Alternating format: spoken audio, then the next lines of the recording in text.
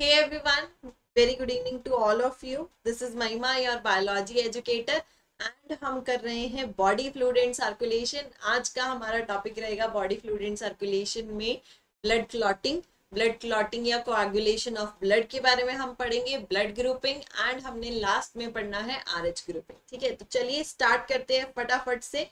Blood clotting की अगर मैं बात करूं बच्चों, तो क्लॉटिंग ऑफ ब्लड हमें पता है ये कौन फंक्शन परफॉर्म कर रहा था इसका। प्लेटलेट्स हेल्प कर रही थी आपको कोआगुलेशन ऑफ ब्लड में। अब कोआगुलेशन ऑफ ब्लड जो है वो एक बहुत सारे मल्टी स्टेप्स के थ्रू परफॉर्म होता है। ठीक है, ये कैसा है आपका एक मल्टी स्टेप प्रोसेस। ठीक है, क्योंकि यहाँ पर क्या हो रहा है, टोटल टोटल 13 क्लोटिंग फैक्टर्स लग रहे, टोटल 13 क्लोटिंग फैक्टर्स लग रहे।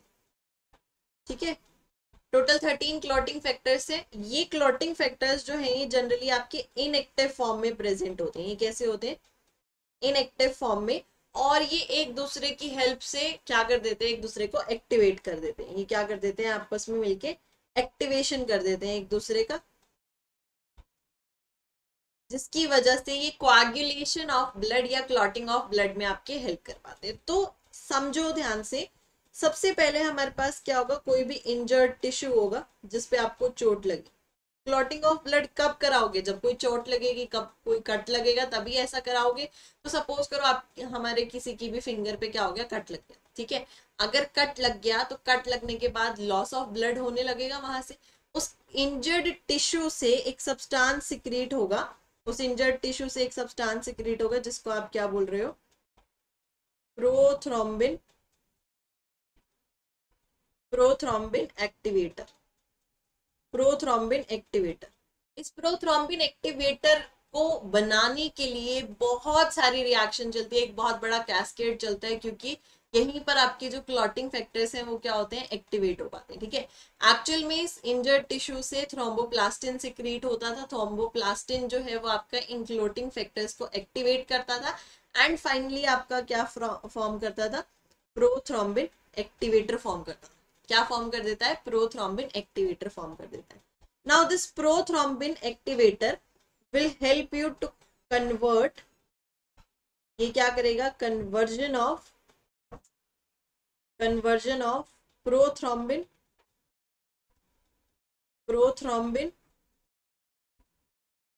into thrombin। ये क्या करवाएगा, प्रोथ्रोम्बिन को थ्रोम्बिन में कन्वर्ट कराने का काम करेगा। तो ये प्रोथ्रोम्बिन है आपका, प्रोथ्रोम्बिन क्या हो रहा है, कन्वर्ट हो रहा है थ्रोम्बिन, ये कन्वर्ट हो रहा है थ्रोम्बिन में, किसकी हेल्प से, प्रोथ्रोम्बिन एक्टिवेटर की हेल्प से, प्रोथ्रोम्बिन एक्टिवेटर की हेल्प से। प्लस इसके साथ और क्या लग रहा है, इसके साथ आपके क्या लग रहे हैं, कैल्शियम आयंस, जो कि प्रोथ्रोम्बिन को थ्रोम्बिन में कन्वर्ट कराने के लिए रिस्पॉन्सिबल हो गए। अब थ्रोम्बिन तो बन गया, ये थ्रोम्बिन क्या करेगा, ये थ्रोम्बिन करता है आपका next conversion, that is conversion of fibrinogen.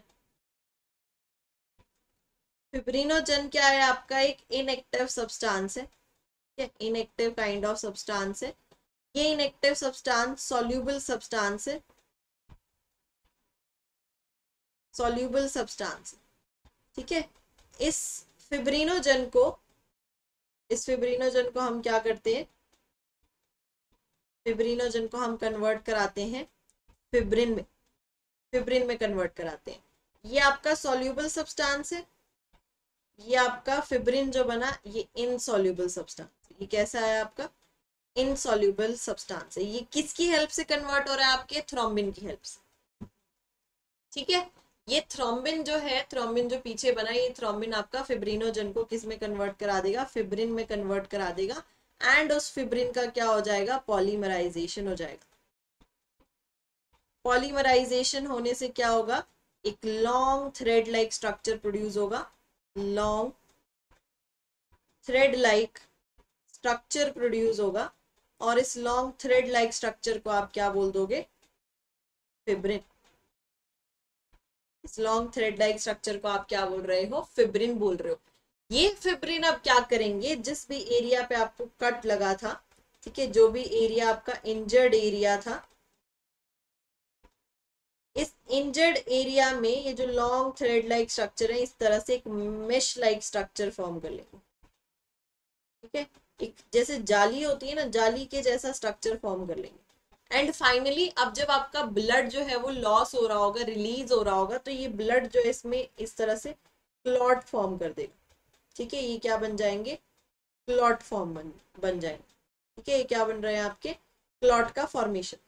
तो इस तरह से क्लॉटिंग ऑफ ब्लड में आपकी प्लेटलेट्स हेल्प करती है, क्योंकि प्लेटलेट्स क्या कर रही हैं बच्चों, आपके ये 13 क्लॉटिंग फैक्टर को क्या करती है, रिलीज करती है। ठीक है, इनके पास 13 क्लॉटिंग फैक्टर्स होते हैं। ये 13 क्लॉटिंग फैक्टर्स आपके एक दूसरे को एक्टिवेट कर करके क्या करेंगे, फाइनली आपके थ्रोम्बिन को एक्टिवेट कर देंगे, और ये थ्रोम्बिन आपका फिर फिब्रिनोजन को फिब्रिन में कन्वर्ट करा देता है, और यही फिब्रिन जब लॉन्ग थ्रेड लाइक स्ट्रक्चर बना लेता है तो ये क्लॉट्स फॉर्म कर देता है। ठीक है, तो बहुत ही इजी है हमारा ये क्लॉटिंग ऑफ ब्लड। देन हमारे पास नेक्स्ट क्या आता है, ब्लड ग्रुपिंग। नेक्स्ट क्या आएगा हमारे पास, ब्लड ग्रुपिंग। ब्लड ग्रुपिंग में क्या है हमारे पास, पहले तो इसको समझते हैं। ब्लड ग्रुप में आपके पास क्या है, हमारे पास 4 तरह के ब्लड ग्रुप होते हैं।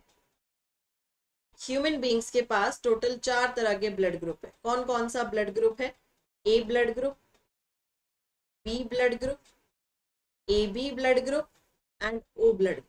A blood group, B blood group, A B blood group and O blood group. अब इन चारों ब्लड ग्रुप को अगर आपको रिप्रेजेंट करना है तो उसके लिए 3 डिफरेंट एलील्स होती है। ये 3 डिफरेंट जीन्स या एलील से रिप्रेजेंट होता है आपका। ठीक है, कौन कौन सी एलील्स हैं आपके पास, एक ए एलील है, एक बी एलील है एंड एक ओ एलील। ठीक है, आई ए, आई बी एंड आई ओ। इस तरह से आपकी जीन्स प्रेजेंट होती हैं। अगर पेयर में प्रेजेंट है तो जीन, अगर सिंगल है तो ये आपकी एलील होगी। सो आई ए एंड आई बी ये तो होती हैं आपकी डोमिनेंट एलील्स। ये क्या होती हैं आपकी डोमिनेंट एलील्स, जो अपने आप को एक्सप्रेस कर पा रही हैं, कंप्लीटली एक्सप्रेस कर पा रही हैं, ऐसी एलील्स को आप क्या बोल रहे हो, डोमिनेंट एलील्स। ये जो एलील है ये आपकी कैसी एलील है, रिसेसिव एलील। रिसेसिव एलील, यानी कि अगर अकेली होगी तब तो अपने आप को एक्सप्रेस कर पाएगी, बट अगर ये अकेली नहीं है, किसी डोमिनेंट वाले के साथ प्रेजेंट है, तो डोमिनेंट वाला अपने आप को एक्सप्रेस करेगा, ये रिसेसिव वाली अपने आप को एक्सप्रेस नहीं कर पाएगी। ठीक है, इतना आपको याद रखना है। ये दो क्या है आपकी डोमिनेंट एलील है, आई ओ क्या है आपका सिंपली रिसेसिव एलील है। अब क्या होता है, जो ह्यूमन है, ह्यूमंस के पास क्या है, आरबीसी। ह्यूमन के पास क्या है, आरबीसी। इन आरबीसी के सरफेस पे एंटीजन प्रेजेंट होते हैं। क्या होते हैं, एंटीजन प्रेजेंट होते हैं। और ये एंटीजन के पास क्या होती है, यही जीन्स होती है। ये एंटीजन के पास सपोज करो अगर ए एंटीजन प्रेजेंट है तो वो क्या इंडिकेट करेगा, दैट मीन्स किसी भी पर्सन का ब्लड ग्रुप क्या है, ब्लड ग्रुप क्या है, ए ब्लड ग्रुप है। ठीक है, तो ए ब्लड ग्रुप वाले के पास ए वाली जीन होंगी, या तो आई ए होगा, ये होमोजाइगस कंडीशन होगी, आई ए होगा, या फिर ऐसी भी तो कंडीशन हो सकती है कि एक आई ए है और एक आई ओ है।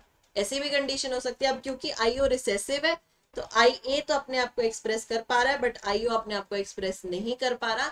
Hence this blood group is also known as A blood. इस ब्लड ग्रुप को भी ऐसी जीन्स के रिप्रेजेंट करने वाले ब्लड ग्रुप को भी आप क्या बोल रहे हो, ए ब्लड ग्रुप बोल रहे हो। ये तो आपका ए है, ये तो क्लियरली दिख रहा है। ठीक है, आई ए आई ओ भी आपका क्या है, ए, क्योंकि रिसेसिव वाली अपने आप को एक्सप्रेस नहीं कर पा रही है, डोमिनेंट वाली क्या कर रही है, अपने आप को एक्सप्रेस कर रही है। ठीक है, तो अगर किसी भी आरबीसी के सरफेस पे ए एंटीजन प्रेजेंट है तो आपका ब्लड ग्रुप कैसा होगा, ए ब्लड ग्रुप होगा। अगर किसी भी आरबीसी के सरफेस पे बी एंटीजन प्रेजेंट है, दैट मीन्स ब्लड ग्रुप क्या होगा, बी ब्लड ग्रुप होगा। किसी भी आरबीसी के सरफेस पे ए एंड बी दोनों एंटीजन है, ए एंटीजन भी है, बी एंटीजन भी है, दोनों एंटीजन है, दैट मीन्स ब्लड ग्रुप क्या है, ब्लड ग्रुप क्या है, ए बी। ठीक है, ब्लड ग्रुप क्या है आपका, ए बी ब्लड ग्रुप है। एंड अगर किसी के आरबीसी पे कोई एंटीजन है ही नहीं, no antigen, no antigen, then इस इंसान का ब्लड ग्रुप कैसा रहेगा, इस पर्सन का ब्लड ग्रुप कैसा रहेगा, ओ ब्लड। ठीक है, तो चार तरह के मैंने आपको बताया। अगर ए एंटीजन प्रेजेंट है तो ब्लड ग्रुप क्या हो जाएगा, ए। अगर बी एंटीजन प्रेजेंट है तो ब्लड ग्रुप क्या हो जाएगा, बी। अगर दोनों प्रेजेंट है, ए एंड बी, तो ब्लड ग्रुप कैसा हो जाएगा, ए बी। एंड अगर कोई एंटीजन नहीं है, दैट मीन्स ब्लड ग्रुप कैसा हो जाएगा, आपका ओ हो जाएगा। इनके लिए जीन्स कैसे लिखोगे, आई ए, आई ए हो सकता है, या फिर आई ए स्मॉल आई हो सकता है। ठीक है, ऐसा होगा। ये दो जीन्स हो सकती है इनके पास, दो डिफरेंट।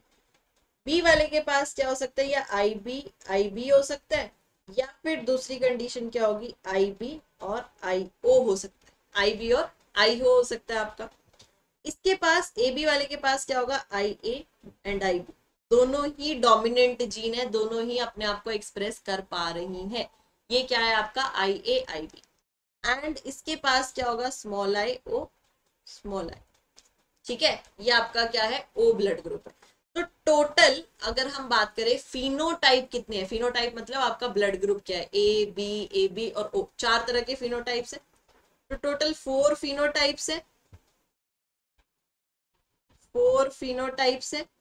एंड जीनोटाइप्स की अगर हम बात करें तो कितने जीनोटाइप है, 1 2 3 4 5 एंड 6, टोटल 6 जीनोटाइप्स जो है हमारे पास प्रेजेंट है। ये मैं आपको क्यों बता रही हूँ, क्योंकि ये सिंपली क्वेश्चन आ जाता है, आपको बताना होता है कि कितने जीनोटाइप है एंड कितने फिनोटाइप जो है वो प्रेजेंट है। जीनोटाइप जब आप कोई जीन्स को एक्सप्रेस कर रहे हो, जेनेटिक मटेरियल में जीन्स की बात कर रहे हैं। फिनोटाइप जब आप एक्सटर्नल कैरेक्टर देख के बता रहे हो कि उसका एक्सटर्नल कैरेक्टर के अकॉर्डिंग ए ब्लड ग्रुप है, ए उसका फिनोटाइप है। ठीक है, अब अगर एंटीजन है तो एंटीबॉडी भी बात कर लेते हैं। एंटीजन क्या होते हैं, आपकी बॉडी के अंदर एक मैकेनिज्म होता है कि वो self cells and non self cells को क्या कर सकता है, रिकॉग्नाइज कर सकता है। तो ये जो एंटीजन है, इनको तो ये मान के चलता है कि इन्हीं के सेल्स है। ठीक है, तो अपना मान के चलता है, ये सेल्फ एंटीजन मान के चलता है। बट इन केस कोई बाहर से एंटीजन आ रहा है, मान लो किसी का ब्लड ग्रुप ए था तो उसकी बॉडी में बी एंटीजन आ रहा है, तो ये बी एंटीजन उसके लिए क्या होगा, फॉरेन सब्सटेंस होगा। ये बी एंटीजन उसके लिए क्या है, फॉरेन सब्सटेंस है। तो ये उसको क्या करने लगेगा, किल करने लगेगा। अगर किल करना है तो किल कौन करेगा, एंटीबॉडीज करेंगे। किल करने के लिए कौन हेल्प करेंगी, एंटीबॉडीज हेल्प करेंगी, क्योंकि एंटीबॉडीज आपकी क्या करती है, एंटीजन से फाइट करने का काम करती है। तो एंटीबॉडी क्या है, अब एंटीबॉडी ऐसे सब्सटेंसेस है जो कि फॉरेन सब्सटेंसेस को किल करने का काम करेंगे। तो जिस भी आरबीसी के सरफेस पे ए एंटीजन प्रेजेंट है, उसमें एंटीबॉडी उसकी ऑपोजिट होगी, दैट इज एंटी बी होगी। ठीक है, अगर आरबीसी के सरफेस पे बी एंटीजन है तो एंटीबॉडी कैसी होगी, एंटी ए होगी। आरबीसी के सरफेस पे अगर ए एंड बी दोनों एंटीजन है तो एंटीबॉडी क्या होगी, नो एंटीबॉडी, यहाँ पर कोई एंटीबॉडी नहीं होगी। इसका भी रीजन बताऊंगी क्यों नहीं, आगे चलते हैं एक बार। यहाँ नो एंटीजन, कोई एंटीजन नहीं है, तो यहाँ पर दोनों तरह की एंटीबॉडी होंगी, anti A B and anti B, anti A B and anti B. अब यहाँ पर ध्यान से देखो, यहाँ पर हमने कहा कि यहाँ antigen A B antigen B B. अब समझो इसको ध्यान से कि सपोज कोई फॉरेन सब्सटेंस आया जो कि ए एंटीजन वाला था। अब अगर ए एंटीजन वाला है तो इसके पास ऑलरेडी ए एंटीजन है, तो ये तो उसको सेल्फ समझेगा ना, सेल्फ सेल समझेगा। ठीक है, अगर बी एंटीजन भी इसके सरफेस पे और बी एंटीजन बाहर से आया, फॉरेन सब्सटेंस आया, तो बी वाला भी इसका सेल्फ सेल है, इसके पास खुद भी है, और ये बाहर वाले को भी क्या समझेगा कि बी इसका सेल्फ सेल ही है। ठीक है, तो इस केस में इसको कोई भी एंटीबॉडी की रिक्वायरमेंट नहीं है फाइट करने के लिए, क्या करेगा, फाइट नहीं करेगा। तो इसलिए ए बी जो है आपका, ए बी आपका यूनिवर्सल रेसिपिएंट होता है। ए बी ब्लड ग्रुप वाला आपका कैसा होता है, यूनिवर्सल रेसिपिएंट होता है। ठीक है, यूनिवर्सल रेसिपिएंट होता है जो आपका ब्लड रिसीव कर सकता है, किसी से भी रिसीव कर सकता है, क्योंकि इसके पास ए एंटीजन भी है, बी एंटीजन भी है। तो कोई मर्जी डाल दो, ए ब्लड ग्रुप डाल दो, बी ब्लड ग्रुप डाल दो, तो एंटीजन तो कोई नुकसान नहीं करेगा इसको। ठीक है, कोई भी एंटीजन इसको नुकसान नहीं करेगा, इसके पास ए एंटीजन भी है ऑलरेडी, बी एंटीजन भी है, और ओ वाले के पास तो एंटीजन है ही नहीं, तो उसके पास एंटीजन नहीं है तो कोई लड़ाई नहीं होगी, ठीक है। देन ओ ब्लड ग्रुप की अगर हम बात करें, यहाँ पर कोई एंटीजन नहीं है, बट ये आपका क्या, इसके पास antibody A and antibody B दोनों ही प्रेजेंट है, एंड ये आपका क्या कहलाता है, यूनिवर्सल डोनर, यूनिवर्सल डोनर। क्योंकि इसके पास कोई एंटीजन नहीं है, तो कोई एंटीजन किसी भी दूसरे पर्सन के ब्लड में एंटर नहीं करेगा, एंटर नहीं करेगा कोई एंटीजन, तो कोई फाइट नहीं होगी, ठीक है, कोई फाइट नहीं होगी आपस में। तो इसलिए ये क्या कर सकता है, ये आपका ब्लड डोनेट कर सकता है, हेंस ओ ब्लड ग्रुप वाले कैसे होते हैं, आपके यूनिवर्सल डोनर होते हैं। ये कुछ बेसिक चीजें हैं जो आपको ब्लड ग्रुप के बारे में पता होनी चाहिए, कि हमारे पास टोटल 4 तरह के ब्लड ग्रुप होते हैं, A blood group, B blood group, A B blood group and O blood group. ये टोटल 4 तरह के ब्लड ग्रुप है। ए ब्लड ग्रुप वाले के आरबीसी के सरफेस पे ए एंटीजन होगा, प्रोटीनिशियस नेचर के होते हैं, ए एंटीजन होगा। बी ब्लड ग्रुप वाले के आरबीसी के सरफेस पे बी एंटीजन होगा। ए बी ब्लड ग्रुप वाले के आरबीसी पे ए बी एंटीजन होगा, एंड ओ ब्लड ग्रुप वाले के आरबीसी पे कोई एंटीजन नहीं होगा, ठीक है। अगर एंटीजन ए है तो उसकी ऑपोजिट एंटीबॉडी होगी, दैट इज एंटी बी। अगर एंटीजन बी है तो एंटीबॉडी कैसी होगी, एंटी ए। ए और बी एंटीजन है, दोनों ही है, तो कोई एंटीबॉडी नहीं है, नो एंटीबॉडी। और अगर एंटीजन नहीं है तो दोनों ही एंटीबॉडी है, एंटी ए बी और एंटी बी। टोटल 4 फिनोटाइप होते हैं, 6 जीनोटाइप होते हैं, ये आपको याद रखना है। ए बी जो है आपका यूनिवर्सल रेसिपिएंट है, रिसीव कर सकता है, मैंने आपको बताया क्यों रिसीव कर सकता है, क्योंकि कोई भी एंटीजन डाल दो इसके पास सेल्फ एंटीजन, दोनों तरह के सेल्फ एंटीजन जो है वो प्रेजेंट है, ठीक है। ओ ब्लड ग्रुप वाला यूनिवर्सल डोनर है, ये डोनेट कर सकता है बेसिकली आपका, ठीक है। तो ये क्या करेगा, इसके पास कोई एंटीजन नहीं है, किसी और पर्सन की बॉडी में कोई एंटीजन जाएगा नहीं, तो यहाँ पर आपकी लड़ाई होगी नहीं, ठीक है। तो ये ओ वाला कैसा है, आपका यूनिवर्सल डोनर है। ए बी वाला कैसा है, यूनिवर्सल रेसिपिएंट है। इतना क्लियर है, बहुत इजी है ये, इतना सभी बच्चों को क्लियर होना चाहिए। अब देखो, ये आपकी एनसीईआरटी का चार्ट दिया हुआ है, आपकी एनसीईआरटी में ही बना हुआ है। ब्लड ग्रुप अगर ए है तो एंटीजन आरबीसी के सरफेस पे क्या होगा, ए, और एंटीबॉडी क्या होगी प्लाज्मा में, एंटी बी, ठीक है। डोनर ग्रुप कौन सा होगा, किससे ले सकते हैं, ये ए वाले से ब्लड ले सकते हैं या फिर ओ वाले से, क्योंकि ओ यूनिवर्सल डोनर है, वो तो सबको ही दे सकता है। बी ब्लड ग्रुप है तो बी एंटीजन होगा, एंटीबॉडी कैसी होगी, एंटी ए होगी। एंड डोनेट किससे किससे सकते हैं, ये आपके बी वाले से ले सकते हैं एंड ओ वाले से ले सकते हैं। ए बी ब्लड ग्रुप है तो ए एंटीजन भी होगा, बी एंटीजन भी होगा, पर एंटीबॉडी कोई भी नहीं होगी, नील एंटीबॉडी है। एंड ये किससे ले सकते हैं आपका ब्लड ग्रुप, ए बी वाले से भी ले सकते हैं, ए से भी ले सकते हैं, बी से भी ले सकते हैं, ओ से भी, हेंस ये आपका यूनिवर्सल रेसिपिएंट है, रिसीवर है। ओ ब्लड ग्रुप है तो एंटीजन जो है वो नील होगा, एंटीबॉडी क्या होगी, anti A and anti B. और किससे ले सकते हैं, ये सिर्फ और सिर्फ आपका ओ ब्लड ग्रुप वाले से ले सकता है, ठीक है, क्लियर। तो ये आपको बहुत अच्छे से ध्यान में रखना है कि ये इस तरह से ब्लड ग्रुपिंग जो है वो आपके 4 ब्लड ग्रुप्स पे डिपेंड कर रही है, ए बी एंड ओ। और ये जो A B O blood grouping है ये हमारे एक साइंटिस्ट ने दी थी, दैट इज लैंडस्टिंग, ठीक है। ये ए बी ब्लड ग्रुप के बारे में आपको किसने बताया था, लैंडस्टिंगर नाम के साइंटिस्ट थे जिन्होंने इनके बारे में एक्सप्लेनेशन आपको दी, ठीक है, क्लियर है। इतना बड़ा बेसिक था ये, आई होप सभी बच्चों को ये क्लियर हो गया होगा अच्छे से। देन हमारे पास क्या आता है, नेक्स्ट आता है हमारे पास आर एच ग्रुपिंग, ठीक है। R H grouping, R H grouping भी ब्लड ग्रुप जैसा ही एक टाइप होता है। अभी हमने पढ़ा कि एक आरबीसी है, आरबीसी के सरफेस पे एक एंटीजन होता है, कोई भी एंटीजन लगा लो, सपोज ए एंटीजन भी हो सकता है, बी भी हो सकता है, ए बी भी हो सकता है, ऐसा था। बट इसके अलावा एक और एंटीजन जो है यहाँ प्रेजेंट होता है, जिसको आप क्या बोलते हो, आर एच फैक्टर बोलते हो, जिसको आप क्या बोल रहे हो, आर एच फैक्टर बोल रहे हो। आर एच वर्ड जो है वो आपका किससे डिस्कवर हुआ है, रिसस मंकी में ये डिस्कवर हुआ था, इसलिए ये वर्ड आपका क्या रख दिया गया, आर एच, ठीक है। ये वर्ड आपका क्या रख दिया गया, आर एच रख दिया गया। अगर आर एच जो है वो प्रेजेंट है एंटीजन के सरफेस पे तो वो उसका ब्लड ग्रुप कैसा होगा, आर एच अगर प्रेजेंट है तो ए पॉजिटिव, ठीक है। अब सपोज करो कि किसी के सरफेस पे, आरबीसी के सरफेस पे बी प्रेजेंट था, बी एंटीजन था, पर यहाँ आर एच नहीं है, तो इसका ब्लड ग्रुप कैसा होगा, बी नेगेटिव, ठीक है। कैसा ब्लड ग्रुप होगा, बी नेगेटिव। और अगर इसी के आरबीसी के सरफेस पे बी तो है ही प्लस आरएच भी प्रेजेंट होता तो ये कैसा बन जाता, बी पॉजिटिव बन जाता। ठीक है, बी पॉजिटिव बन जाता। अगर आरएच प्रेजेंट है तो वो पॉजिटिव इंडिकेट करेंगे, अगर आरएच एब्सेंट है तो नेगेटिव इंडिकेट करेंगे। अब आप समझ सकते हो कि आपका ब्लड ग्रुप जो B positive, A B positive, A B negative, ये चीजें कहाँ से आ रही है, ठीक है, ये कैसे बन रही है आपकी। ठीक है, तो ये जो है आपका, ये क्या करेंगे, आपके रीसस मंकी से डेवलप हो रहे। ठीक है, इसमें हमारे पास क्या है, आपको एक एग्जाम्पल याद रखना है, इसमें बहुत इंपॉर्टेंट एग्जाम्पल आता है, इसको ध्यान से समझना है।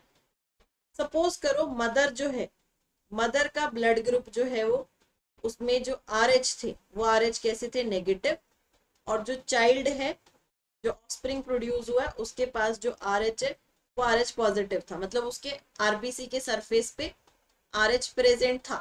ठीक है, बट मदर के आरबीसी के सरफेस पे आरएच नहीं था, उसके पास सिंपली कोई ब्लड ग्रुप था, ए ब्लड ग्रुप था। ठीक है, सपोज करो तो नो आरएच, अगर आरएच नहीं है तो no anti Rh, no anti Rh. अब यहाँ पर क्या कंडीशन होती है कि आरएच अगर प्रेजेंट है तो उसके लिए एंटीबॉडी होगी, एंटी आरएच होगी। तो अगर आरएच नहीं है तो एंटी आरएच भी नहीं होगा, अगर आरएच है तो उसमें एंटी आरएच भी प्रेजेंट होगा, एंटीबॉडी भी प्रेजेंट होगी, एंटी आरएच। ठीक है, अब कंडीशन लेके चलते हैं, चलो इसको समझो। कोई भी मदर है, मदर के यूट्रस में, मदर के यूट्रस में ये फीटस ग्रो हो रहा है। ठीक है, ये क्या कर रहा है, ये फीटस ग्रो हो रहा है। ये फीटस का ब्लड ग्रुप कैसा है, आरएच पॉजिटिव वाला है। मदर का ब्लड कैसा है, आरएच नेगेटिव वाला। मदर का ब्लड ग्रुप कैसा है, आरएच नेगेटिव। इनके बीच में क्या होता है, कनेक्शन होता है।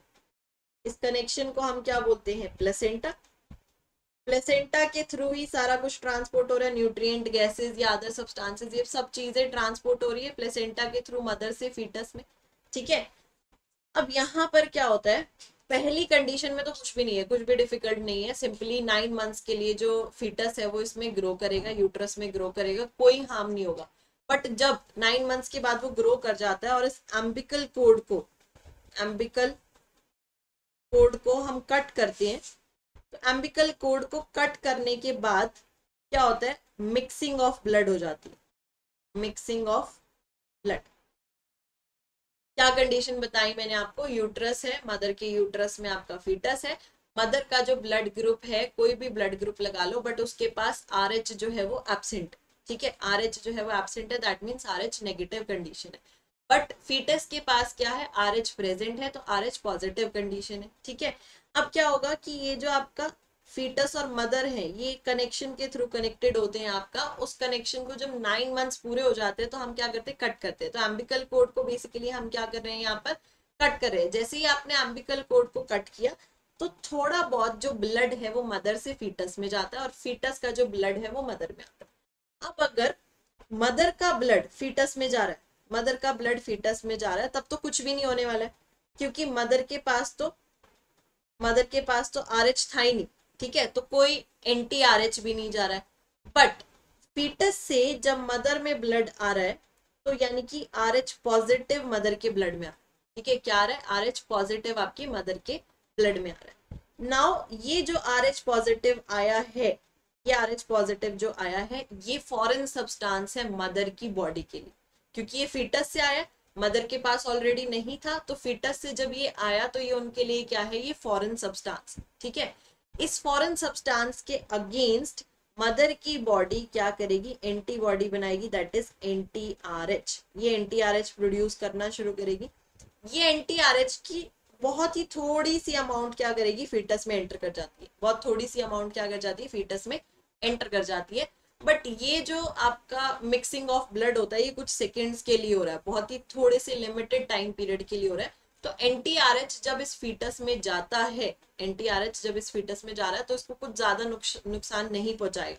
ठीक है, ये एंटी आरएच जब फीटस में जाएगा तो इसको कुछ ज्यादा नुकसान नहीं पहुंचाएगा। तो ये फीटस जो है ये आपका इजिली जो है वो आपका बाहर आ जाएगा, पार्चुरेशन जो है वो हो जाएगी। बट इन केस आपका क्या हो रहा है, सेकेंड प्रेगनेंसी कॉज होती है। ये यूट्रस है, सेकेंड प्रेगनेंसी कॉज होगी, ये आपका फीटस है, ठीक है, ये फीटस है, ये सेकेंड प्रेगनेंसी कॉज होने पे सेकेंड फीटस आ रहा है। अब ये प्लेसेंटा का जो कनेक्शन है ये है, मदर के अंदर ऑलरेडी NTRH बन गया, मदर के अंदर ऑलरेडी क्या बन गया, NTRH बन गया। ठीक है, अगर मदर के अंदर NTRH जो है आपका फॉर्म हो गया, तो अब ये NTRH के पास एबिलिटी है कि ये क्या कर सकता है, एबिलिटी है to cross placenta, to cross placenta. ठीक है, ये क्या कर सकता है, प्लेसेंटा को क्रॉस करके जा सकता है, क्योंकि ये IgG टाइप की एंटीबॉडी होती है। कैसी एंटीबॉडी होती है, IgG टाइप की एंटीबॉडी। और IgG टाइप की एंटीबॉडी आप हायर क्लासेस में पढ़ोगे, क्लास 12th में इसको डिस्कस करते हैं हम। IG stands for immunoglobulin, IG stands for immunoglobulin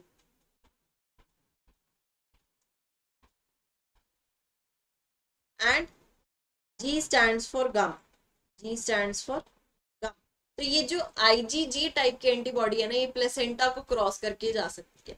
तो अगर NTRH आपका IgG टाइप का है, तो ये मदर से क्या करेगा, फीटस में एंट्री लेगा, मदर से क्या करेगा, फीटस में एंट्री लेगा। तो ये अगर फीटस में एंट्री लेता जा रहा है, NTRH जाता जा रहा है फीटस के अंदर, तो जैसे ही फीटस के अंदर NTRH जाएगा, फीटस के पास क्या है, RH पॉजिटिव है। ठीक है, फीटस के पास क्या है, RH पॉजिटिव, इसके पास क्या जा रहा है, अब NTRH जा रहा है।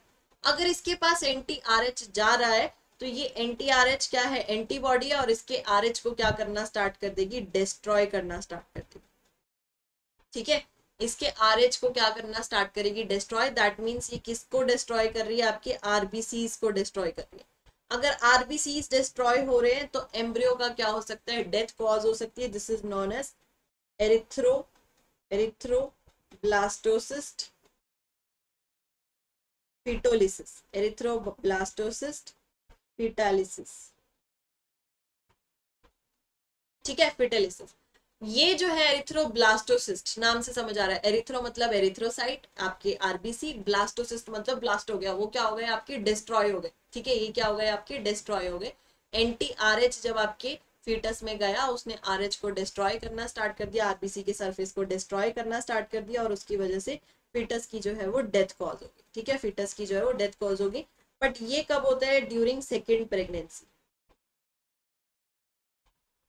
फर्स्ट प्रेगनेंसी के केस में ऐसा कुछ नहीं हुआ था। फर्स्ट प्रेगनेंसी के केस में बहुत ही सीवियर कंडीशंस थी, ज्यादा कोई नुकसान नहीं हुआ इसमें। अनीमिया की कंडीशन हो सकती है। ठीक है, अनीमिया की कंडीशन आपको देखने को मिल सकती है, जॉन्डिस हो सकता है। तो ये सारे सिम्टम्स जो हैं, ये फर्स्ट प्रेगनेंसी के टाइम पे आपको देखने को मिल सकते हैं। So this phenomena is known as RH incompatibility और एरिथ्रोब्लास्टोसिस फीटलिसिस। ठीक है, तो ये बहुत ज्यादा इंपॉर्टेंट है, एग्जाम में पूछा जाता है। मैं फटाफट से एक बार और रिवीजन करवा रही हूँ, इसकी ध्यान से सुनना। क्या कहा मैंने आपको कि मदर जो है, मदर के ब्लड ग्रुप में क्या है, RH जो है वो एब्सेंट है, दैट मीन्स RH नेगेटिव है। जो फीटस है, फीटस के पास क्या है, RH प्रेजेंट है, तो ये RH पॉजिटिव। ठीक है, नाउ अब क्या होगा कि जो आपका मदर का जो RH है, ये नहीं है इसके पास कोई NTRH भी नहीं बन रहा।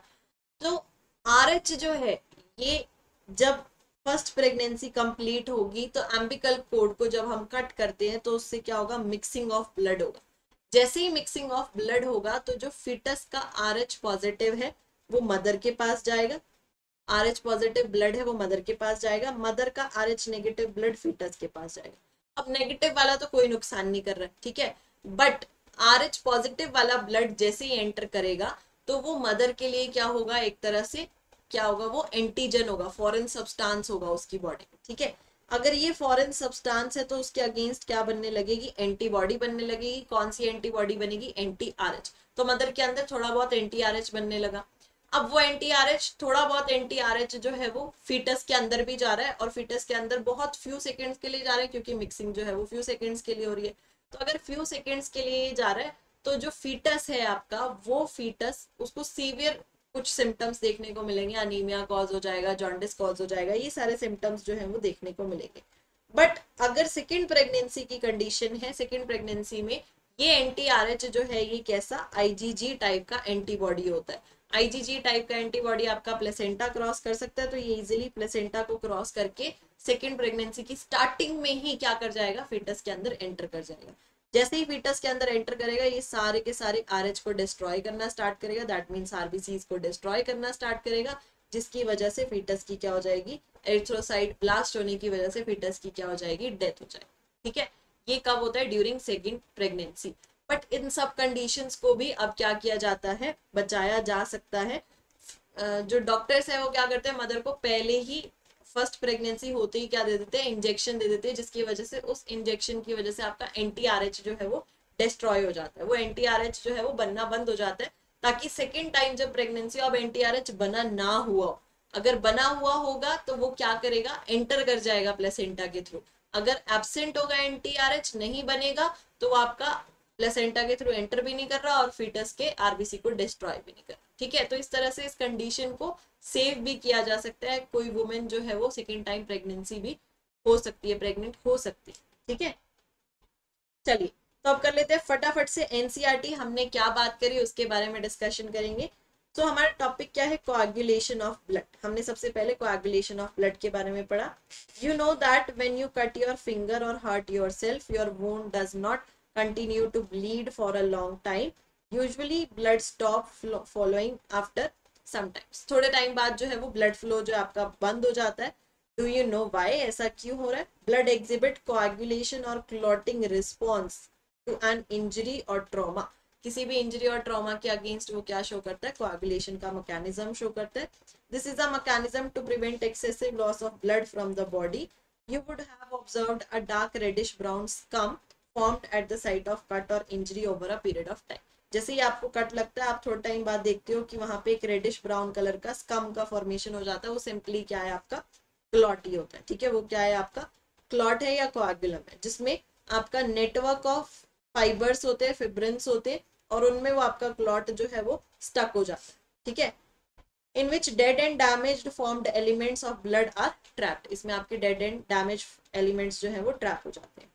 Fibrin are formed by conversion of inactive fibrinogen. Fibrin कैसे फॉर्म होगा, इनएक्टिव फिब्रिनोजन आपका फिब्रिन में कन्वर्ट हो जाएगा in the plasma by the enzyme thrombin. Thrombin की हेल्प से कन्वर्ट हो रहा है। थ्रोम्बिन कैसे टर्न ओवर हो रहा है, आपका टर्न ऑन कैसे हो रहा है, वो आपका another inactive substance present in the plasma called prothrombin. Prothrombin क्या बना रहा है, आपका थ्रोम्बिन बना रहा है। ठीक है, An enzyme complex thrombokinase is required for the above reaction. और इस रिएक्शन के लिए आपको क्या चाहिए, थ्रोम्बोकाइनेज एंजाइम की रिक्वायरमेंट होगी, जो मैंने आपको कहा कि प्रोथ्रोम्बो एक्टिवेटर चाहिए होगा। ठीक है, प्रोथ्रोम्बिन एक्टिवेटर जो है वो आपका यही है, thrombokinase. This complex is formed by a series of linked enzymatic reaction. ये पूरा कॉम्प्लेक्स आपका बहुत सारी सीरीज के थ्रू जो है वो पूरा होता है, कैस्केड रिएक्शन के थ्रू कंप्लीट होता है, involving a number of factors present in the plasma in an inactive state. Inactive state में होंगे, एक्टिवेट होते जाएंगे एंड फाइनली क्या बना देंगे, आपका प्रोथ्रोम्बिन को थ्रोम्बिन में कन्वर्ट करा देंगे। An injury or a trauma stimulate platelets in the blood to release certain factors which activate the mechanism of coagulation. जैसे ही इंजरी होगी प्लेटलेट्स स्टिमुलेट होंगे, प्लेटलेट्स क्या करेंगी, फर्दर आपके इनएक्टिव सब्सटेंसेस जो है उनको एक्टिव करने में हेल्प करेंगी। वो फैक्टर्स के थ्रू होगा, 13 क्लोटिंग फैक्टर्स होंगे जो इनएक्टिव सब्सटेंसेस को एक्टिवेट कर देंगे। Certain factor released by the tissue at the site of injury can also initiate coagulation. Calcium ion play a very significant role in clotting. Calcium ions जो है वो आपने देखा वो क्या कर रहे थे, क्लॉटिंग में हेल्प कर रहे थे, वो भी एक्टिवेशन में हेल्प कर रहे थे। देन नेक्स्ट क्या आता है हमारे पास, blood group. As you know, blood of human being differ in certain aspect, though it appear to be similar. Various type of grouping of blood has been done. Two grouping हमने पढ़नी है यहाँ पर, ABO grouping and Rh grouping. ठीक है, इनको हमने study किया। सबसे पहले हमारे पास क्या है, ABO grouping. ABO grouping is based on the presence और absence of two surface antigen. ABO blood grouping दो सरफेस एंटीजन के प्रेजेंस पे डिपेंड करती है, A antigen and B antigen. ठीक है, आरबीसी के सरफेस पे या तो ए एंटीजन होगा या बी एंटीजन होगा। Similarly the plasma of different individual contain two natural antibodies. इनके प्लाज्मा में दो नेचुरल एंटीबॉडीज होंगी। कौन कौन सी एंटीबॉडीज होंगी, आपके एंटी बॉडी ए और एंटीबॉडी बी। एंटीबॉडीज क्या है? Proteins produce in response to antigen, ऐसे प्रोटीन्स जो एंटीजन के रिस्पॉन्स में आप प्रोड्यूस कर रहे हो। The distribution of antigen and antibody in the four group of blood A, B, AB and O are given in table। ये table मैंने आपको दिखा दिया था, इस टेबल में आपको डिस्ट्रीब्यूशन के बारे में कंप्लीट बता दिया। You probably know that during blood transfusion, any blood cannot be used. The blood of a donor has to be carefully matched with the blood of recipient before any blood transfusion। ये तो आपको पता ही है, अगर blood transfusion करना है, blood देना है, डोनेट करना है, तो डोनर का ब्लड और रेसिपिएंट का ब्लड मैच होना चाहिए, तभी आप डोनेट कर सकते हो। ठीक है, to avoid several problems of clumping, the donors compatibility is shown in the table. ये भी आपको टेबल में दिखाई थी, जिस टेबल में आपको बताया था कि ओ जो है वो सभी को दे सकता है, ओ ब्लड ग्रुप वाला जो है वो सभी को दे सकता है, एंड ए बी वाला जो है वो आपसे सबसे रिसीव कर सकता है, वो universal recipient. From the above mention table मैंने आपको बताया, it is evident that group O blood can be donated to person with any other blood group and hence O group individual are known as universal donor। ये किसी को भी दे सकते हैं तो आप इनको universal donor बोल रहे हो।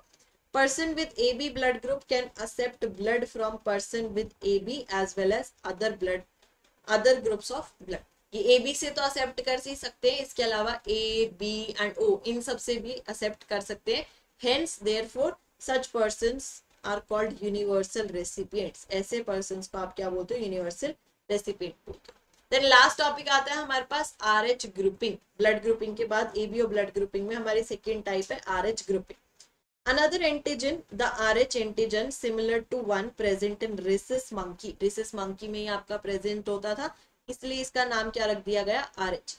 Is observed on the surface of RBC of majority of humans. Majority of humans में RH जो है वो आपका ऑब्जर्व किया गया कि RBC के सरफेस पे प्रेजेंट है। अराउंड 80% ह्यूमंस में ये प्रेजेंट होता है।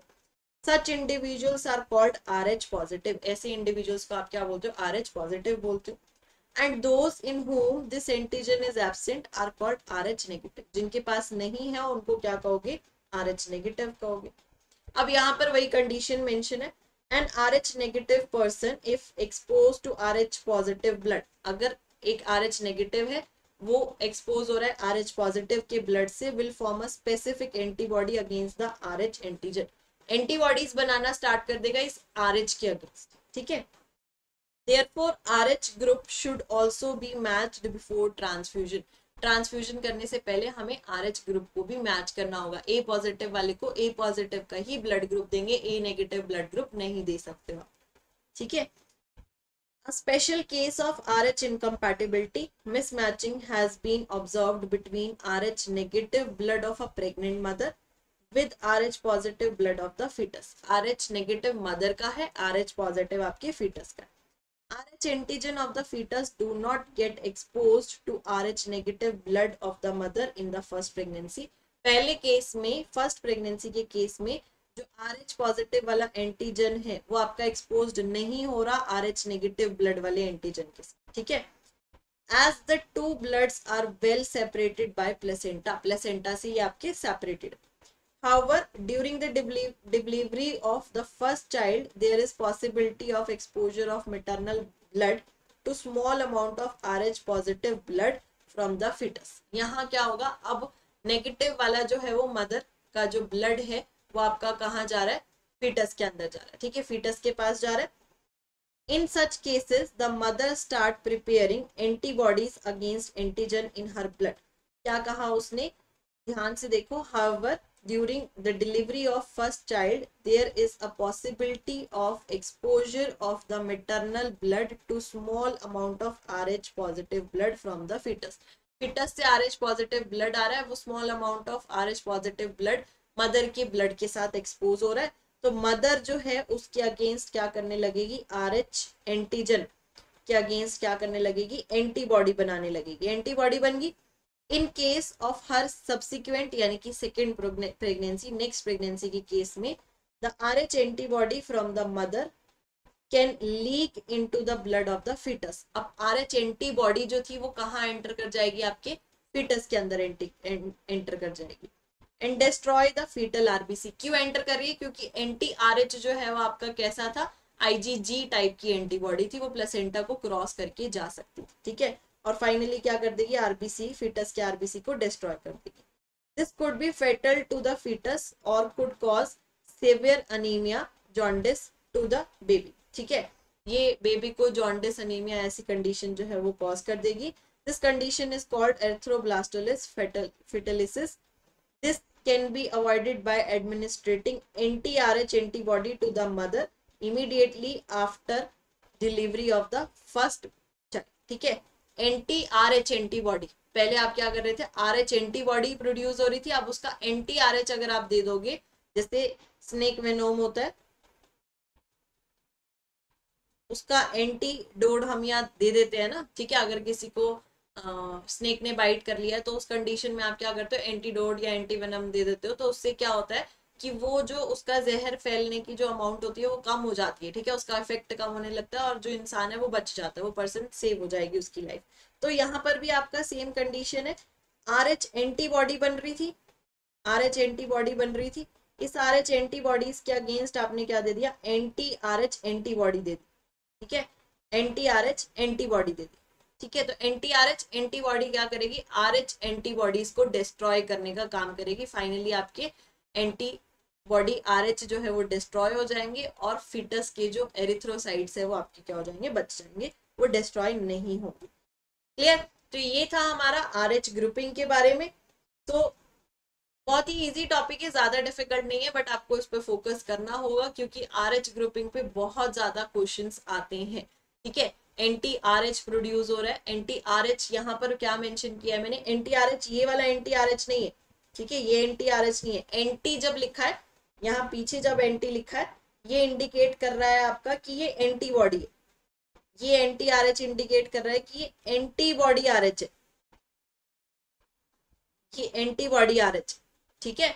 एंटीबॉडी RH के अगेंस्ट एंटी RH एंटीबॉडी बनता है जो कि एडमिनिस्टर किया जाता है और जिससे आपका एंटीबॉडी RH डिस्ट्रॉय हो जाता है, ठीक है, जिससे आपका एंटीबॉडी RH डिस्ट्रॉय हो जाता है।